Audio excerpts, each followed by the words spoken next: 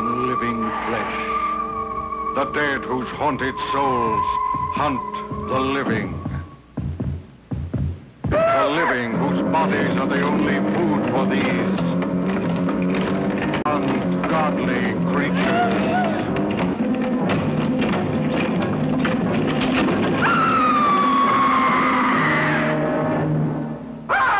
Night of the living dead. More shattering than your strangest nightmare.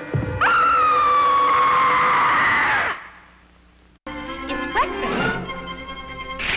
It's breakfast. For breakfast, your family will all love Tang. For breakfast tomorrow, get it today. For breakfast, serve instant Tang.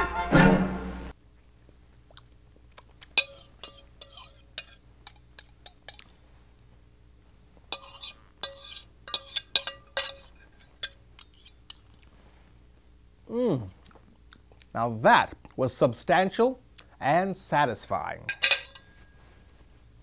Unlike tonight's film. You may recognize the security guard as the fat, doughy guy from Attack of the Giant Leeches.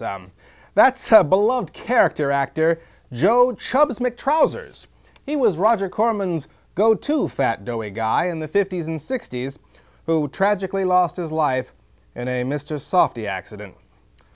Another promising career cut short by the allure of the sweet and swirly mistress that is soft-serve ice cream. And now we return to the Wasp Woman.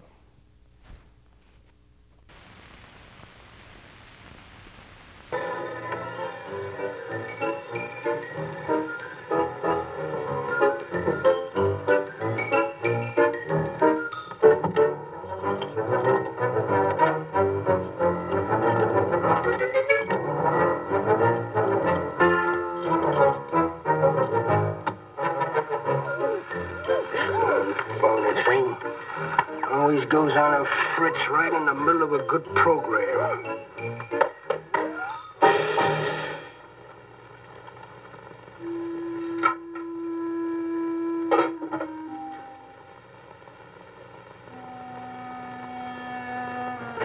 Hi. Hi, sweetie. Gee, I sure hope they give the girls working at Starlin first crack at that new stuff. Imagine being 18 again. I guess if it can take 15 years off Starlin, it can take 10 off you. What do you mean, 10? Face it, honey. This is Maureen you're talking to. Yeah?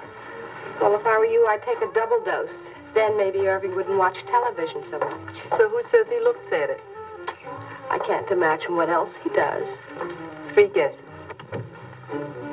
Say, did Cooper come in yet? Missed a board meeting this morning.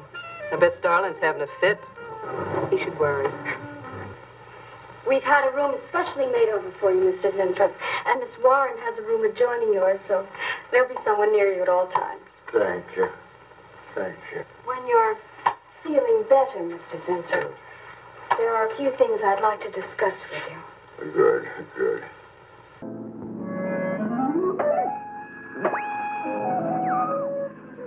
Here in Tino, there's two.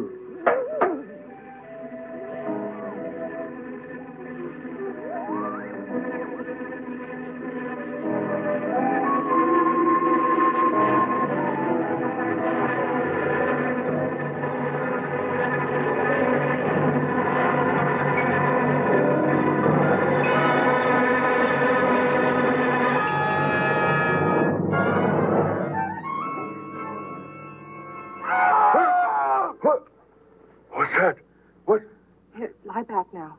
You just had a bad dream. Lie down now. Go to sleep. Such horrible sound. Like a nightmare. It's a bad dream. Lie down. Just a dream. Tell Mr. Green that personnel is his responsibility. I have other things to think about than worrying whether the night watchman walked off the job. Well, that's just it, Miss Starlin. Mr. Green feels that the watchman never left the building. His lunch pail and his raincoat are still in the basement. I don't want to hear anything more about it, Mary. 11 Starlin. We'll use these. Oh, fine.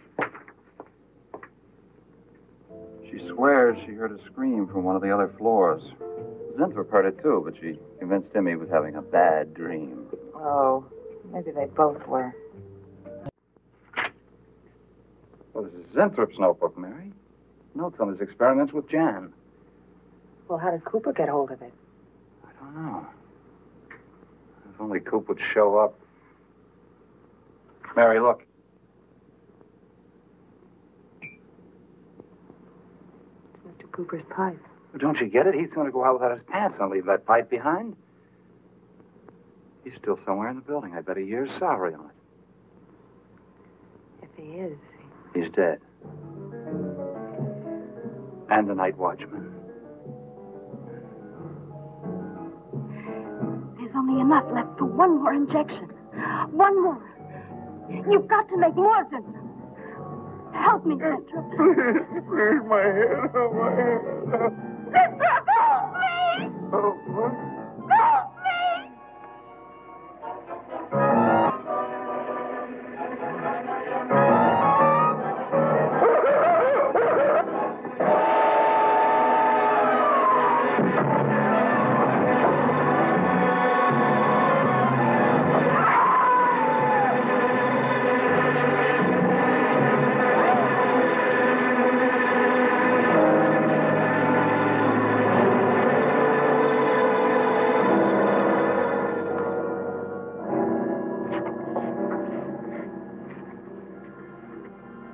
Is he asleep? I don't know.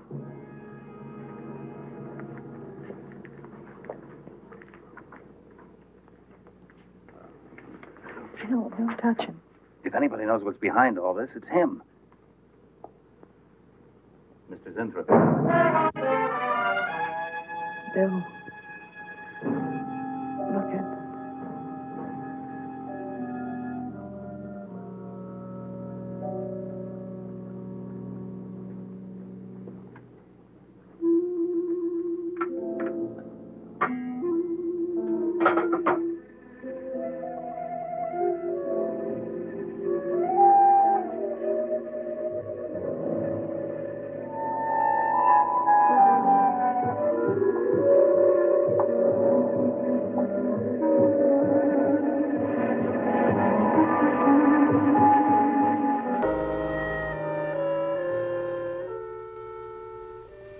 You know, all the late Chubbs wanted to do was to listen to some fat tunes on his iPod prototype.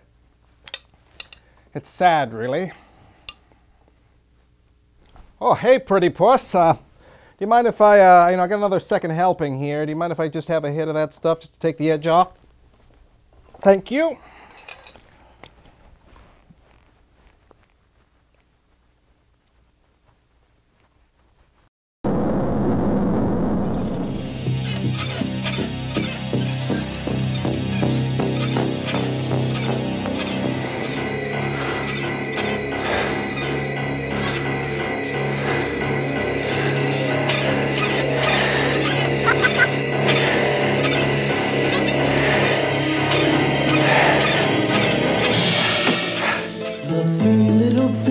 Uncle Mike, sometimes Mommy tells me a story. Will you tell me one? Oh, my God. Last stop on 13th Street. 13th Street. Hey, this is wrong street!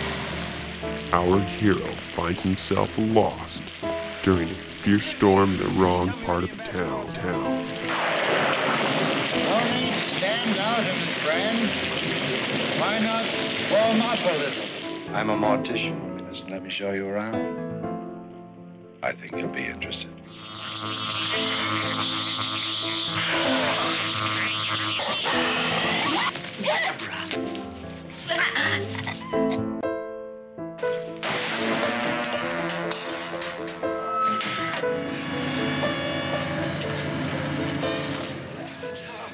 You might want to think twice